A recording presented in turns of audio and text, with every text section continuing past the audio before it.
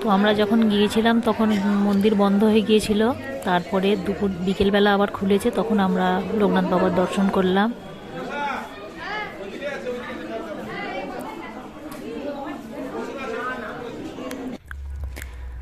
এটা হচ্ছে লোকনাথ বাবার বন্ধুর বাড়ি।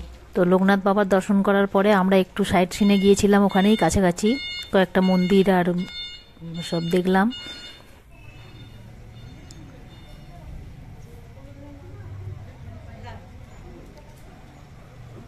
এখানে ফটোশুট চলছে, দেখো এই যে এখানে আমাদের ম্যামের ফটোশুট চলছে।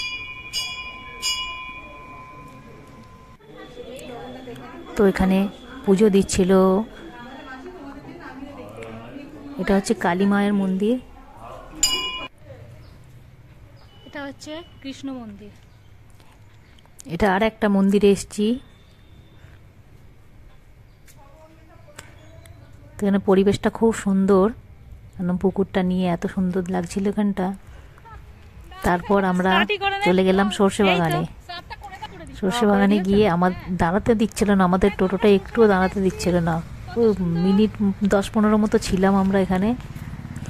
চলো চলো চলো দেখে নাও সর্ষে বাগানটা, দেখে নাও কত সুন্দর। এখানে সবজি বাজার খুব সস্তা, দেখো গাজর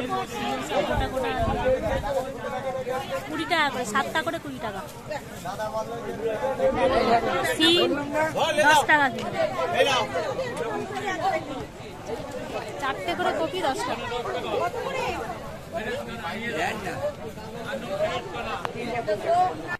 সবজি বাজার এখানে প্রচুর সস্তা, দেখো আমরা সব সবজি বাজার করছি এখানে। সিম 10 টাকা কিলো, বেগুন 15 টাকা কিলো, অনেক সবজি বাজার নিয়ে নিয়েছি।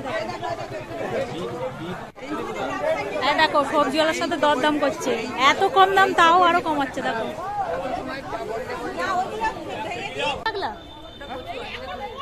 দেখো আমরা চাকলা মন্দিরে চলে এসেছি, কত সুন্দর দেখতে মন্দিরটা। এই মন্দিরের ভেতরে যাবে না? দেখো মন্দিরের ভিতরটা কত সুন্দর।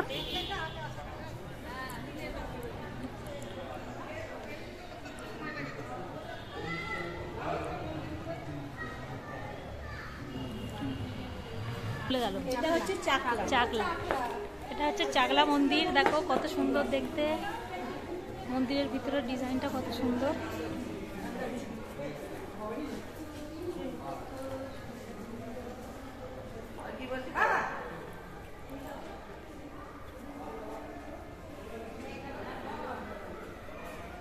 এখানে এখন ফটোশুট চলছে, মন্দিরের চূড়োর ফটো উঠছে।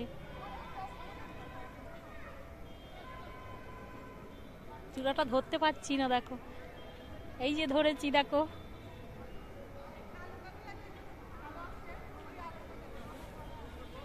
দাঁড়াও একটা ছবি তুলি।